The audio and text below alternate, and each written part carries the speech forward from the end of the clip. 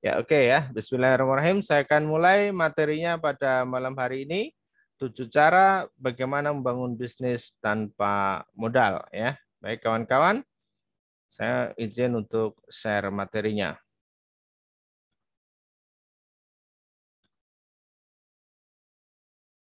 Ya, baik kawan-kawan, kalau kemudian kita ngomongin bisnis, sebenarnya ada nggak sih atau bisa nggak sih bisnis itu kok benar-benar tanpa modal gitu ya? Ya sebenarnya ada, tetapi kalau kemudian kita mau buka lebih jauh lagi, ya segala sesuatu itu benar tetap butuh butuh modal ya, tetap butuh modal. Hanya saja yang dimaksudkan di sini adalah modal itu ada yang sudah kita miliki, ada yang belum kita miliki, yaitu ada yang modalnya sudah nempel dengan diri kita, ada yang belum nempel dengan diri kita. Ketika modalnya sudah kita miliki, sudah nempel dengan diri kita, maka sebenarnya kita bisa katakan bahwa itu adalah tanpa modal. Tapi kalau kita mau hitung-hitungan, tentu semuanya kita pakai modal ya. Contoh misalnya, teman-teman punya tangan, ya, punya tangan. Ini adalah modal dan ini nilainya besar ya, sampai miliaran. Kalau mau dibeli 1 miliar mungkin tidak ada yang mau ya. Tangannya dibeli satu miliar, tidak ada yang mau. Atau mungkin kita punya otak nih, punya kepala, punya otak. Ini luar biasa nilainya, ya. Maka ini adalah modal-modal kita, termasuk badan kita yang sehat itu adalah modal. Relasi, kenalan itu adalah modal. Ide itu adalah modal, ya. Nah, seperti itu, ya. Baik. Nah, sekarang bagaimana tanpa harus kita mengeluarkan modal yang jauh lebih besar gitu ya. Meskipun kalau kita harus mengeluarkan ya kecil saja, misalnya untuk beli pulsa, beli kuota, itu kan tetap butuh juga ya. Tetapi itu tidak begitu berarti. Kenapa? Karena kita mau menjalani bisnis ini atau tidak, itu tetap keluar pulsa, keluar kuota kan begitu ya. Maka kita tidak hitung itu. Nah, bagaimana yang sebenarnya kita itu benar-benar bisa menjalankan bisnis tanpa modal sama sekali ya. Kita belajar atau berbagi pengalaman saja ya yang sudah saya lakukan dari saya waktu kecil.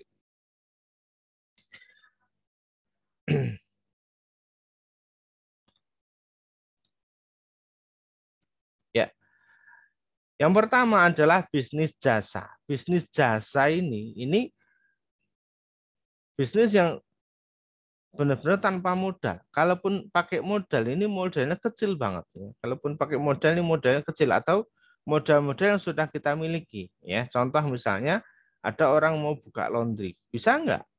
Dia nggak punya tempat, dia nggak punya mesin, tapi pengen usaha laundry, bisa, ya, bisa.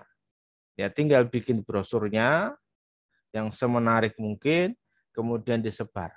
Bikin brosur kurang lebih 100.000, 50.000 cukup, ya.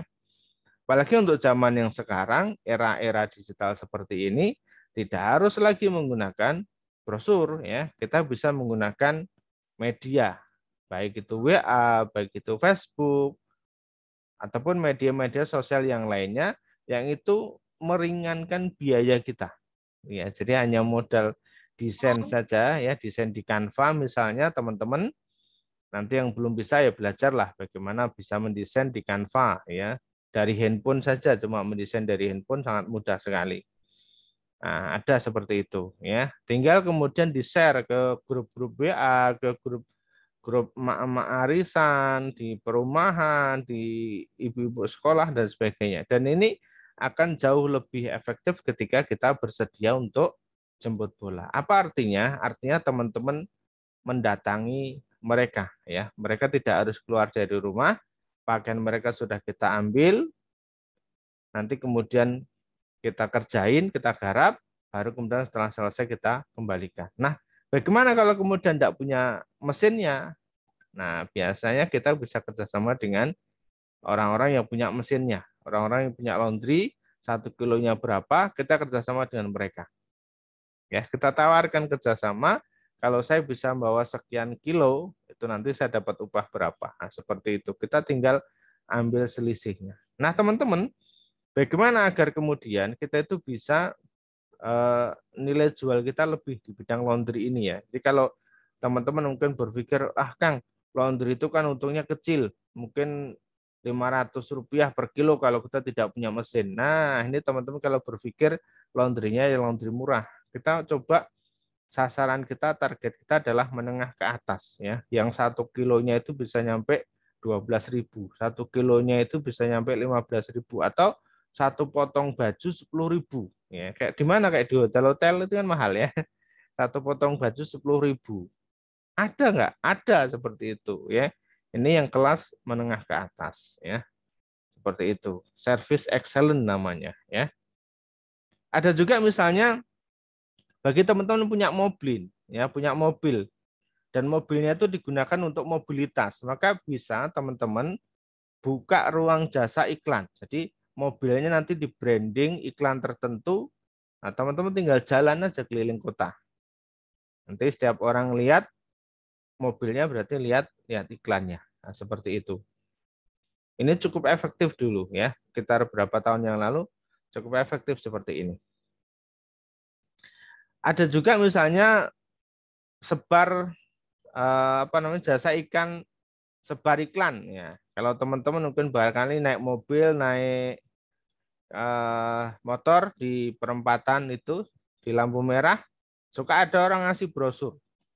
Atau mungkin di tempat parkiran ada orang ngasih brosur. Nah, mereka adalah jasa sebar iklan. Ya, tugas mereka apa? Tugas mereka ya hanya menyebarkan iklan saja.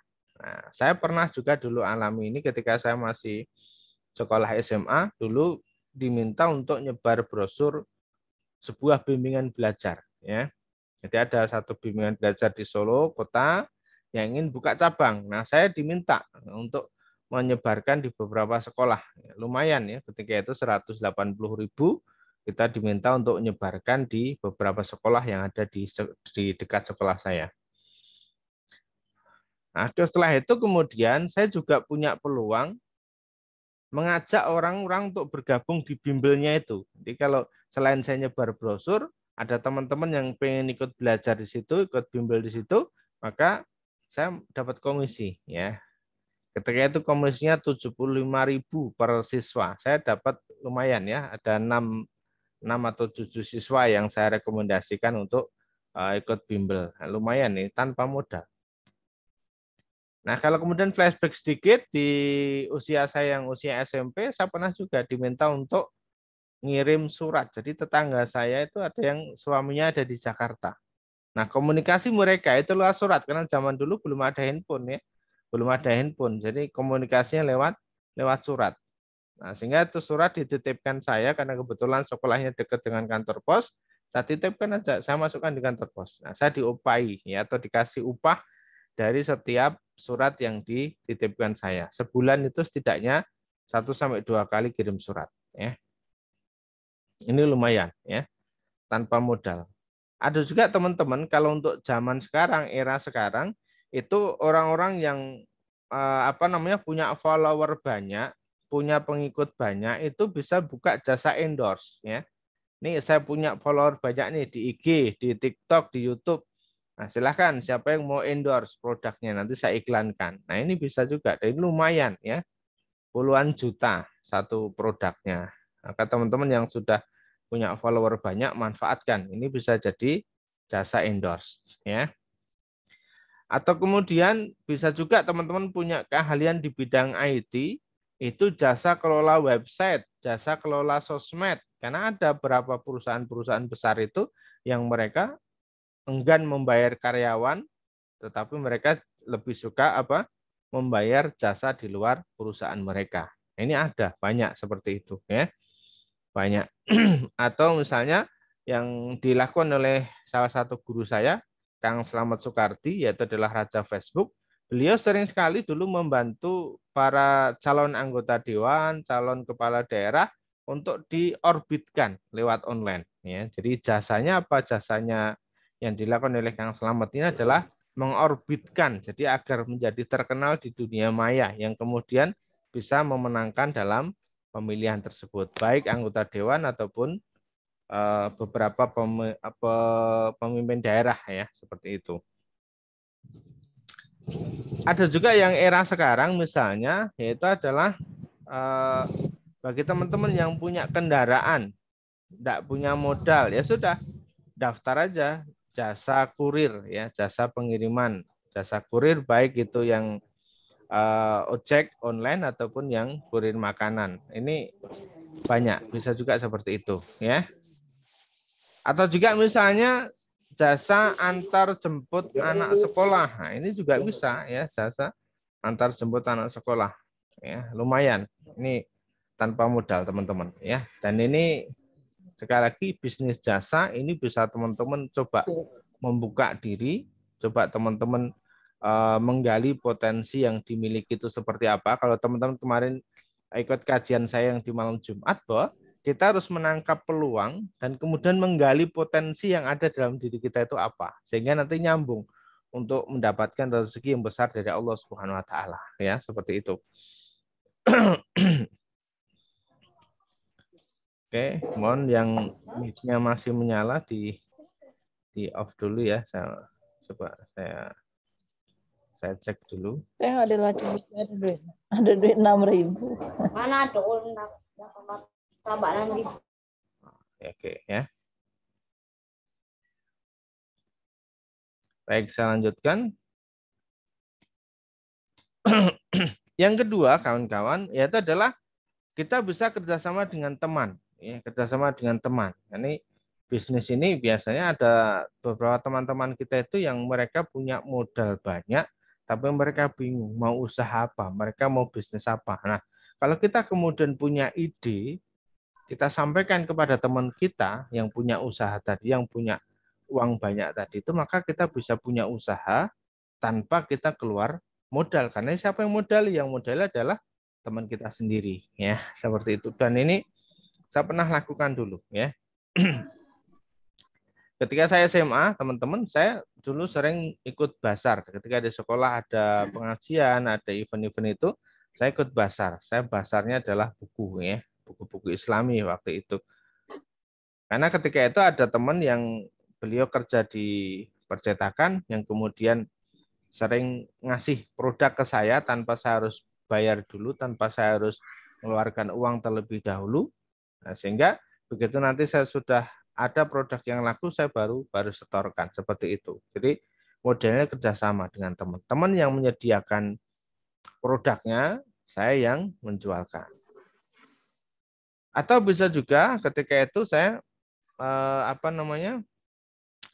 jualan ke teman-teman itu by order, ya. Jadi misalnya aksesoris, kemudian buku-buku yang mereka belum punya atau pengen menjadi bacaan, nah itu biasanya mereka ordernya ke saya. Nanti saya baru orderkan ke teman, ya seperti itu, ya.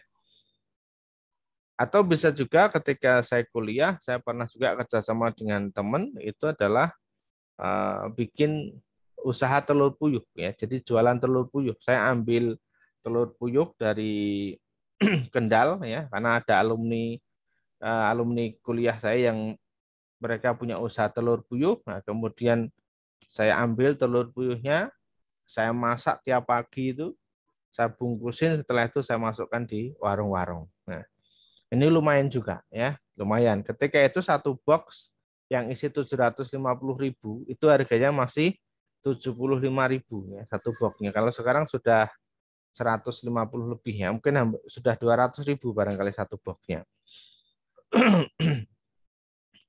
Ada juga dulu ketika masih di zaman kuliah juga ada yang teman mereka bikin brownies. Nah, saya tinggal datangi saja, saya minta izin untuk membantu menjualkan. Brownies saya ambil, saya masukkan ke warung-warung. Begitu juga dengan donat. Ada temannya produksi donat, donatnya saya ambil, saya masukkan ke warung-warung. Ya, nah, seperti itu. Ada es krim, ada teman yang punya es krim, saya ambil, saya jualkan. Ya.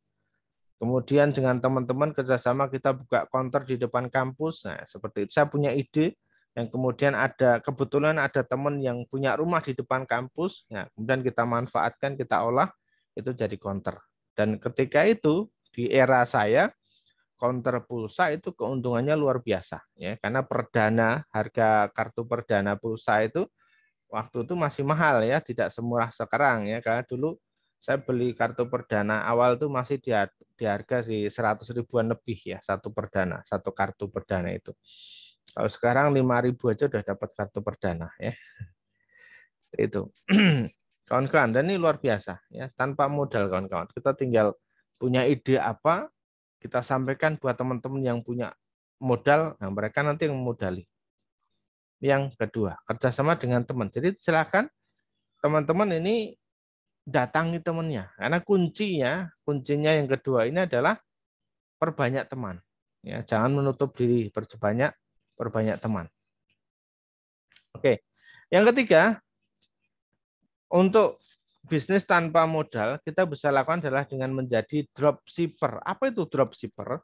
Dropshipper itu adalah kita menjadi penghubung antara pemilik produk dengan pembeli, antara supplier dengan pembeli. Kita menjadi penghubungnya. Kalau di offline itu namanya maklar, kalau di online namanya dropshipper. Nah, seperti ini. Ini juga tanpa modal. Teman-teman tinggal cari siapa yang punya produknya, minta izin untuk dibantu jualkan. Nah, teman-teman bisa ya. Itu mereka nanti teman-teman akan dapat keuntungan dari situ. Ya, saya masih ingat cerita dari Mas Sabto Ari ketika itu beliau bercerita di awal-awal dunia digital marketing itu mulai bangkit, mulai jaya, ada di daerah Jawa Timur, ada anak muda yang mereka itu suka main online gitu ya, suka main online, main Facebook ketika itu. Nah, tetangganya itu ada yang ternak puyuh. Nah, dia minta izin ke tetangganya untuk dibantu mengiklankan telur puyuhnya. Dan betul ya, saat itu dapat orderan 2 kontainer ke luar Jawa. Ya. Padahal dia tidak punya produknya. Ya. Dia tidak punya produknya. Tinggal izin kepada yang punya produk, lalu kemudian dibantu mengiklankan. Ini menjadi dropshipper. Mudah. Kemudian ada juga sistem pre-order yang keempat ya. Jadi kalau kita pengen dapat bisnis buka usaha tanpa modal, yang keempat adalah sistem pre-order. Ini modalnya dari mana? Modalnya adalah dari pembeli. Ya, biasanya teman-teman yang melakukan ini itu adalah orang-orang yang penulis buku. Ya, para penulis buku itu biasanya mereka pre-order dulu seperti Kang Dewa, Mas Hermas. Ini mereka buka pre-order dulu. Jadi bukunya masih proses cetak, tetapi sudah ditawarkan. Ya, dan tentu kalau dengan pre-order seperti ini, orang-orang mendapatkan harga jauh lebih murah, kemudian mendapatkan fasilitas lebih banyak, mendapatkan hadiah jauh lebih besar daripada nanti ketika bukunya sudah jadi. Nah, termasuk buku Manut Quran Bisa Kaya, ketika itu awal juga kita buka pre-order kawan-kawan. Jadi bukunya itu dicetak itu dari biaya teman-teman yang sudah beli buku ya. Seperti itu. Sistem pre-order teman-teman boleh ya. Sistem pre-order apapun, termasuk juga pre-order makanan misalnya. Teman-teman punya warung, nah tinggal datangi pabrik-pabrik, perusahaan-perusahaan, tawarkan sistem pre-order. Nah, sistem pre-ordernya seperti apa? Sistem pre-ordernya adalah sistem langganan. Jadi misalnya nanti mereka biasanya makan siang itu di mana, mereka habisnya berapa, dengan menu apa, nanti kita bisa bikin dengan menu yang lebih baik, menu yang lebih enak, tapi harganya jauh lebih murah. Caranya gimana? Caranya ketika mereka mau berlangganan 1 bulan, atau mungkin mereka mau berlangganan seminggu sekali misalnya. Nah, ini akan mendapatkan harga yang jauh lebih murah. Dan mereka sudah kita siapkan makanannya. Nah, ini nanti kita bisa kembangkan lagi dari masing-masing yang melakukan pre-order nasi ini tadi, kita bisa tawarkan ke mereka, mau nggak mendapatkan makanan gratis setiap hari. Loh, caranya gimana, Mas? Nah, caranya ajak 10 orang. 10 orang temanmu untuk pesen juga. Maka nanti kamu gratis. Jadi kalau 1 orang bisa ngajak 10 orang temannya, maka nanti yang 1 ini gratis. Yang bayar siapa? Yang bayar 10 orang ini tadi. Ya, seperti itu. Dan kita langsung dapat banyak pesanan. Dan itu secara otomatis jumlahnya sudah terhitung ya. Setiap hari kita harus menyediakan berapa nasi seperti itu. Ya. Ini luar biasa, teman-teman ya. dengan sistem pre-order.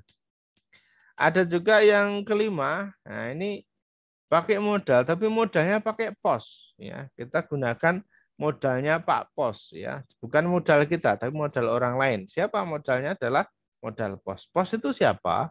Pos itu P itu adalah pasangan kita, baik suami ataupun istri. Kemudian O itu orang tua, modalnya dari orang tua. S itu adalah saudara. Jadi pasangan, orang tua, saudara. Kenapa harus ke ranah mereka? Karena biasanya ketika kita pinjam modalnya itu adalah dari pasangan, orang tua ataupun saudara, maka tidak akan kena riba. Ya, tidak akan kena riba. Bahkan mungkin eh, mengembalikannya mungkin ada jangka yang jauh lebih lebih nyaman ya ketimbang kita harus pinjam di tempat lain seperti itu.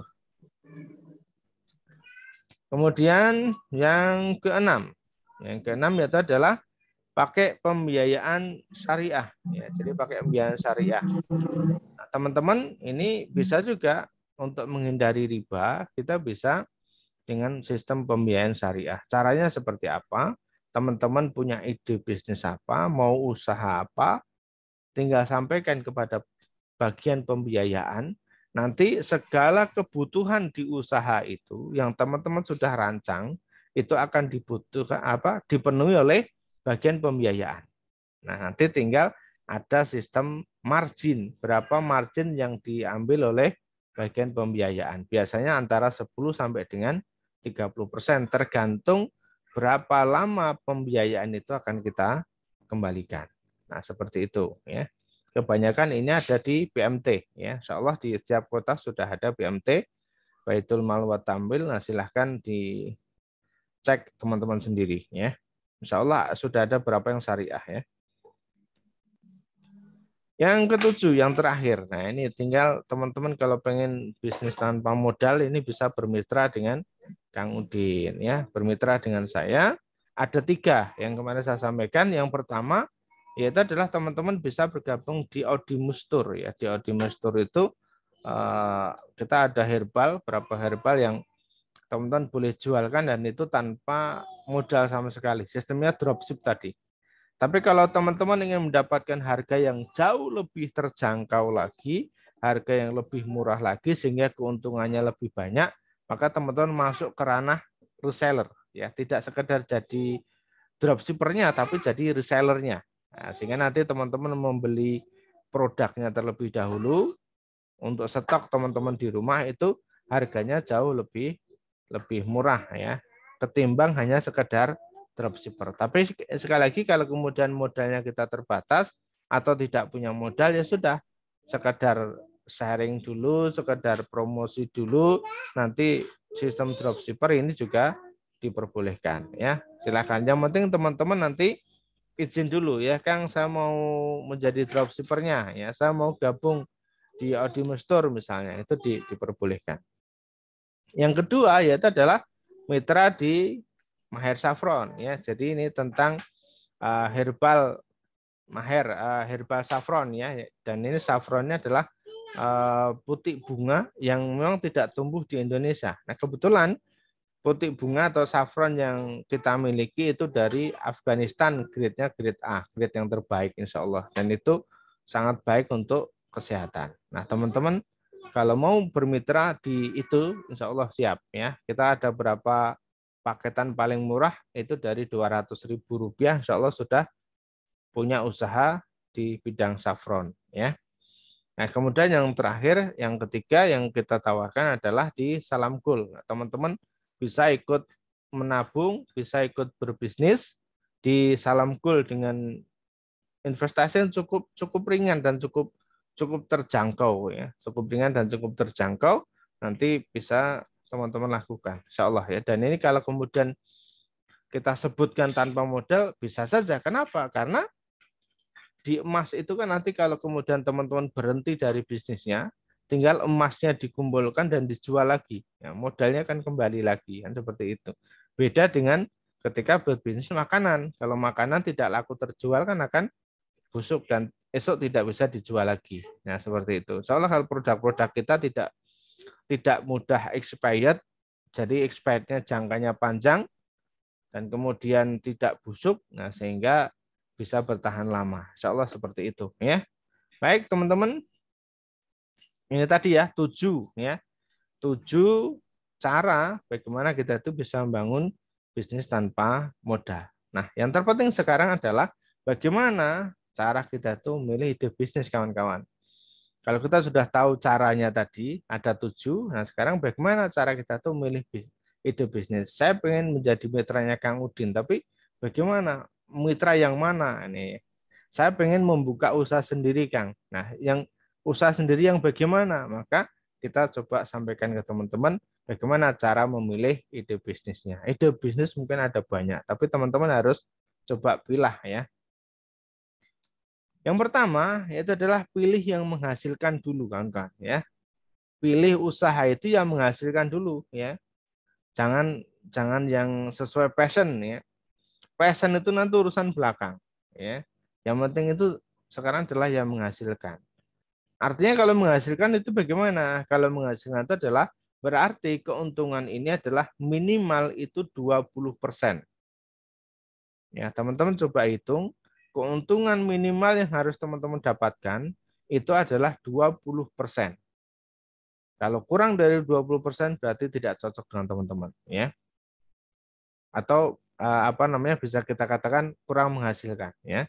Kecuali nanti di emas ya beda lagi ya. Karena emas ada teknik khusus, ada penghitungan khusus agar bisa menghasilkan.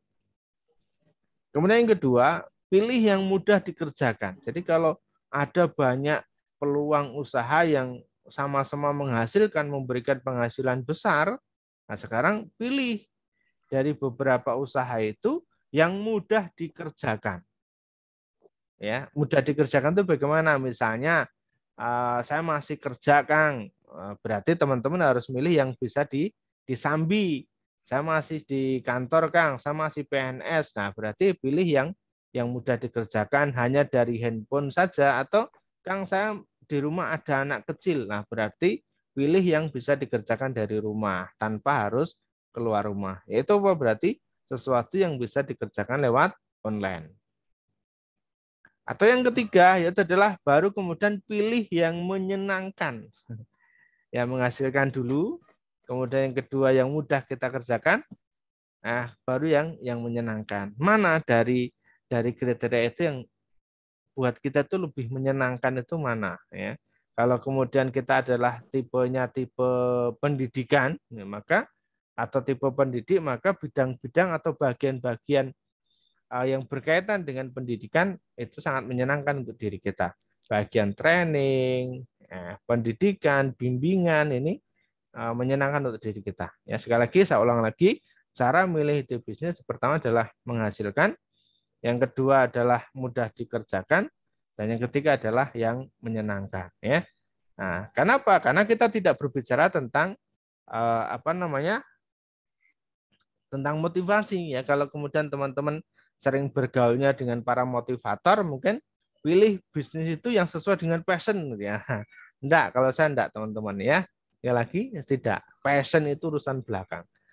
Buat apa kita punya usaha sesuai dengan passion kalau tidak menghasilkan? Nanti capek dengan sendirinya ya, teman-teman.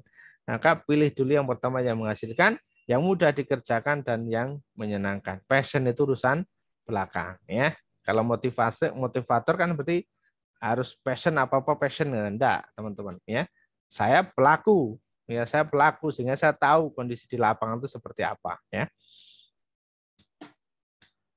Oke ya, baik semoga bermanfaat teman-teman ya.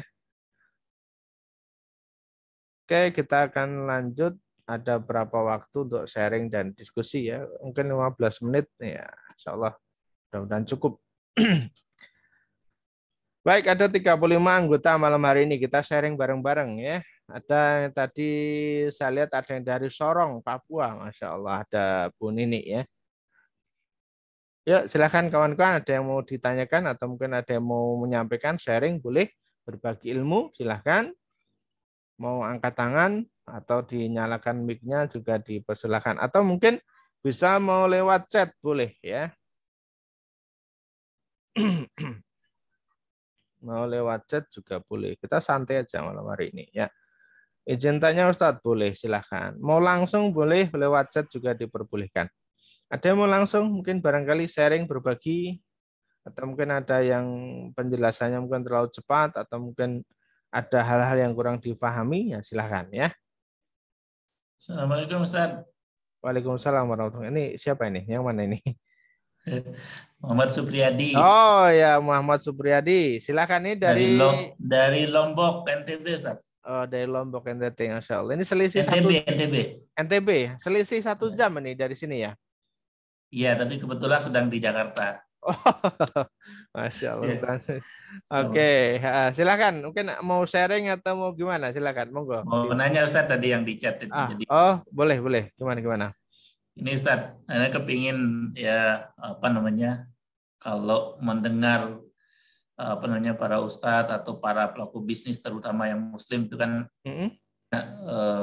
bisnis ini adalah sunnah Rasulullah ya. Rasulullah juga pebisnis. Nah, saya juga kepingin ya, selain dari mengikuti sunnah, kemudian juga ingin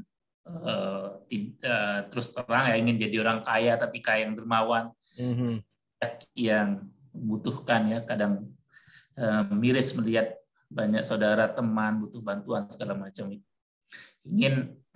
Nah saat ini sebagai pekerja gitu kan, nah pengen memulai bisnis, tapi seringkali ini Ustaz, untuk mulai itu ada merasa khawatir jangan-jangan nanti nggak sukses gitu kan, tarik ulur gitu Ustaz. Jadi nah gimana kira-kira supaya kita punya keberanian yang kuat ya, Bismillah ini di situ, kadang ragunya di situ Ustaz. Mulai itu ya, karena ada khawatiran rugi apa segala macam. Itu saja Ustaz. Assalamualaikum. Ya, oke, siap. Ya, ini dialami oleh banyak orang ya, yang kemudian dihitung, dipikir, ini kok kayaknya nggak masuk perhitungan gitu ya. Akhirnya banyak bisnis itu bagus, tetapi tidak pernah dijalankan, hanya ada di tulisan kertas saja ya. Jadi kalau dulu teman-teman pernah sekolah atau pernah kuliah materi tentang kewirausahaan, itu biasanya terkait dengan teori itu detail banget ya. Detail banget tentang materi kewirausahaan, tetapi praktek di lapangan itu jauh ya. Dan biasanya teman-teman selalu menggunakan acuan itu sehingga nggak jalan-jalan, nggak mulai-mulai gitu ya. Ada saja ketakutan faktor ini, faktor itu dan sebagainya. Dan ini wajar saja buat teman-teman yang memang baru memulai ya, atau baru mau melangkah, itu wajar saja. Nah, bagaimana cara kemudian kalau saya sebutnya adalah meminimalisir ya. Meminimalisir karena tentu resiko itu pasti ada. Kalau kemudian ada yang menjanjikan tidak ada resiko, ini perlu dipertanyakan. Sebuah bisnis kok kemudian ketika ditawarkan beliau mengatakan ini tidak ada resiko ruginya, nah ini perlu dipertanyakan. Resiko itu pasti ada, tinggal kemudian bagaimana kita itu untuk meminimalisirnya. Nah, bagaimana cara meminimalisirnya? Nah, salah satu caranya adalah kita harus cari mentor. Nah, agar apa? Agar kita itu arahnya itu jelas. Karena kalau mentor itu kan sudah pernah jalan gitu ya. Teman-teman, mentor itu begini. Agar kita tuh merasa aman ya. Pernah satu ketika saya ke Malang ya. Saya ada kelas baca Quran di Malang. Nah, karena sudah nyampe di Malang, saya lanjut ke Batu ya. Bukan ke Batu, mohon maaf. Saya lanjut ke Bromo ya, karena dekat kan, dari sekalian ke Bromo. Nah, ketika itu perjalanannya cukup nanjak banget kan, yang mau ke yang untuk melihat matahari terbit itu yang di puncak bukit yang paling tinggi ya. Itu nanjaknya nggak cuma 30 derajat mobil itu, sampai 60 derajat, dan itu cukup tinggi mobil itu. Nah, saya tanya ke sopirnya, Pak, Bapak menjadi sopir di sini sudah berapa tahun? Dan Bapak asli mana? Beliau bercerita, saya asli sini, orang sini asli.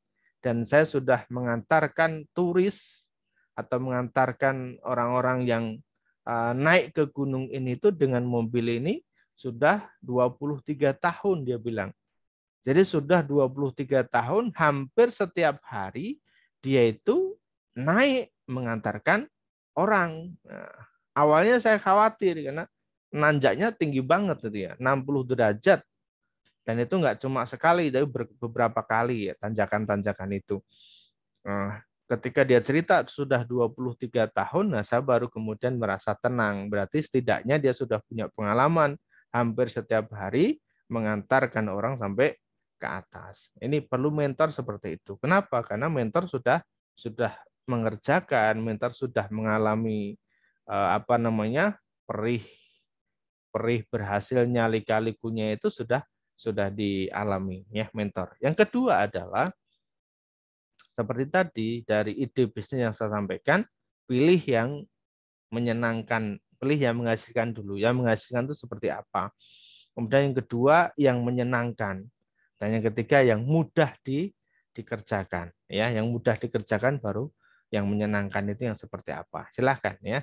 Nah, kalau kemudian bagi teman-teman yang masih bekerja tadi sekali lagi ya tadi pilih mentornya siapa, kemudian pilih bisnisnya apa, baru kemudian kerjakan sambil berjalan. Tetap teman-teman jangan langsung meninggalkan pekerjaan yang sekarang. Tapi bagaimana kemudian kita mengatur waktu kita, mengatur energi kita itu agar semuanya bisa berjalan ya. Seperti itu Pak siapa tadi? Pak Muhammad Supriyadi ya. Ya, kalau saat Oke, siap.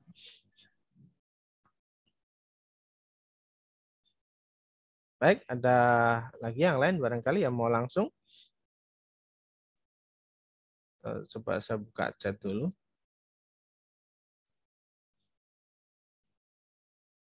Ada Ibu Yuliningsih. Silakan Bu. Angkat tangan. Bisa dibuka videonya, mic-nya. Silakan. Assalamualaikum warahmatullahi wabarakatuh. Waalaikumsalam warahmatullahi wabarakatuh. Selamat malam, Ustaz. Ya. Selama ini, memang saya sudah dropshipper ya. Memang saya dropshipper. Nah, dari suppliernya itu kan memang dia ngasih harga ya kan ya. Ngasih harga, lalu saya update gitu kan ya. Sebenarnya kalau menurut Islam itu up maksimal itu berapa sih Kang? Berapa persen sih Kang? Gitu. Ya oke. Terus gini, ini mungkin sedikit persaingan bisnis sendiri ya Kang ya. Saya pikir kalau saya merasa dua bahannya up 20% atau 15% itu sudah cukup bagi saya mungkin seperti itu. Terus yang ini merasa kok harga saya itu jungkelno gitu kata orang Jawa Kang. Akhirnya kita dalam satu grup ini dia keluar sama yang lain gitu loh. Ya apa itu? Harganya itu kok lebih rendah. Itu harganya terlalu rendah bagi lah. Saya bilang gini, saya ini dengan harga segini saya tidak untung. Buat apa untung banyak-banyak kalau tahu saya sudah cukup segini gitu loh. Kan yang penting kan untungnya kecil tapi lancar ya gitu kan ya. Nah, gitu aja. Yang saya tanyakan sampai berapa persen sih yang dibolehkan dalam Islam untuk untungnya itu tadi gitu aja. Oke, ya. Ada ngawan Kang. Oke, ya. Waalaikumsalam warahmatullahi. Ya, jadi ini terkait dengan persentase ya. Persentase sebenarnya berapa persen sih ketika kita itu jualan, mau kita up-nya atau kita ngambil keuntungan itu berapa ya. Sebenarnya tidak ada batasan berapa persentasenya. Artinya apa kawan-kawan, ketika teman-teman bisa mendapatkan keuntungan 100%, 200% itu diperbolehkan saja. Tidak ada masalah. Yang terpenting adalah harga itu tidak terlalu mahal ketimbang dengan harga pasaran. Contoh, beras, harga beras itu ya rata-rata 9.000, 10.000, 12.000, 13.000 per kilo. Itu 13.000 per kilo sudah mahal banget ini beras. Nah, kalau kemudian dengan kualitas yang sama, teman-teman jual berasnya itu dengan harga 25.000. Nah, ini tidak boleh ya. Atau dengan harga 20.000, ini yang tidak boleh. Kenapa? Ini di luar harga kewajaran. Ya. Di luar harga kewajaran. Contoh misalnya, teman-teman misalnya jualan apa ya, produk apa yang mungkin baju misalnya. Baju ini harga pasarannya berapa dengan modal yang seperti itu, tetapi kemudian dijual dengan harga yang jauh lebih mahal lagi. Ini yang tidak diperbolehkan. Tetap harga harus standar. Harga telur itu berapa, kemudian harga sabun itu berapa, ini harus distandarkan ya. Sehingga sekali lagi patokannya kalau kemudian kita mau ambil keuntungan berapapun itu tidak masalah ya, tidak masalah selama harga itu wajar untuk masyarakat ya, selama harga itu wajar untuk masyarakat. Lalu kemudian tadi menyinggung soal jualan yang kemudian dianggap lebih murah. Nah, ini tentu para supplier ini harus menyampaikan berapa HET-nya, harga ecer terendahnya. Nah, ini penting. Kenapa? Karena kalau kemudian ada HET seperti itu, ini peraturan adalah pemilik barang atau supplier ya. Ketika sudah ada aturan HET seperti itu, maka setiap mitra itu tidak boleh menjual harga di bawah HET. Ya, kenapa? Itu sudah dihitung. Sehingga kalaupun ada orang yang bisa jual di atas HET diperbolehkan dan itu silahkan, keuntungannya jauh lebih banyak. Ya, seperti itu. Tapi kalau kemudian harga jual di bawah HET maka akan tadi disampaikan akan merusak harga dan kemudian banting-bantingan harga, orang jualan ini sudah tidak jadi sehat lagi ya karena sudah seperti itu. Ya, jadi gitu Bu Juli, kalau kemudian HET-nya dari supplier itu berapa, itu silahkan nanti harus disampaikan, sehingga ada kesepakatan harga, berapa harga jual yang harus kita sampaikan ke masyarakat. Nah, seperti itu ya. Sekali lagi terkait dengan persentase itu diperbolehkan berapapun ya, selama tidak merugikan customer. Nah, tadi ada perbedaan. Apa sih bedanya dropshipper sama reseller? Dari Bu Yuli ini sih yang ada di chat ya. Kalau dropshipper itu kita tidak stok produk. Kalau reseller itu kita stok produk. Nah, bedanya seperti itu ya. Cintanya ini Muhammad Sebradi tadi sudah. Kemudian Ibu Nini dari Sorong. Assalamualaikum Kang Udin. Saya tertarik bergabung dengan bisnis Maher Saffron. Nanti bisa dibantu untuk promosi di sosmed. Ya, ini untuk materi gambar, video, kemudian copywriting sudah kita siapkan. Teman-teman tinggal nanti copy paste, share saja. Dan bahkan kita setiap hari itu sudah ada tugas ya. Jadi ada tugas teman-teman itu harus posting apa, gambarnya apa, tulisannya apa, itu sudah. Kemudian teman-teman harus belajar apa, itu sudah setiap hari ya. Dan harus dikerjakan ya. Kalau tidak dikerjakan nanti ya hasilnya tidak dijamin. Tapi kalau mau kerjakan insya Allah akan ada hasilnya. Izin keluar dulu, silakan. Oke. Untuk harga reseller dan dropshipper sama ya Kang. Harganya berbeda ya. Biasanya berbeda. Kenapa berbeda? Karena yang satu dia stok terlebih dahulu. Kalau yang dropshipper kan tidak perlu stok ya, seperti itu. Tetapi sekali lagi nanti terkait dengan masing-masing supplier ya tentu berbeda-beda ya. Kebijakan masing-masing supplier itu tentu berbeda-beda. Silahkan ya.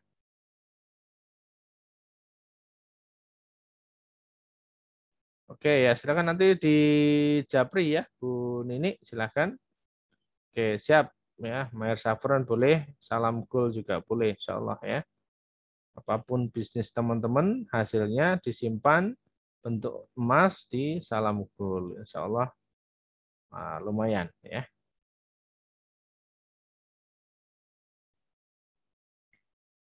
Oke, baik. Sudah tidak ada lagi sharing kita malam hari ini. sudah jam 9 ya, sesuai dengan kesepakatan jam 9 selesai. Tapi kalau memang masih ada yang ingin disampaikan oleh teman-teman sharing, silahkan, kalau masih diberi waktu. Tapi kalau sudah, maka kita akan tutup sharing kita pada malam hari ini, insya Allah ya.